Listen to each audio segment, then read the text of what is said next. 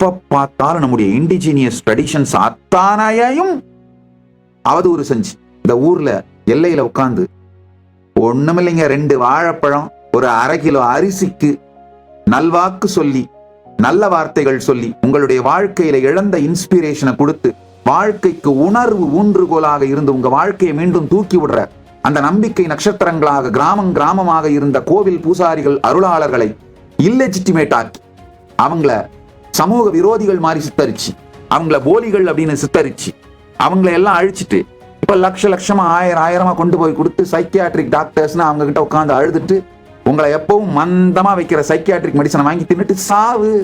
என்ன பண்றது? மீண்டும் ஒரு முறை கதவை திற, காற்று வரட்டும்.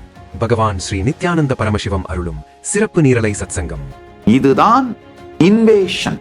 இதுதான் நம்முடைய இண்டிஜினியஸ் லைஃப் ஸ்டைல ட்ரெடிஷன்ஸ் கலாச்சார ரீதியா சமூக கட்டமைப்பு ரீதியா சட்டங்களை உபயோகித்து இன்வேட் பண்றது.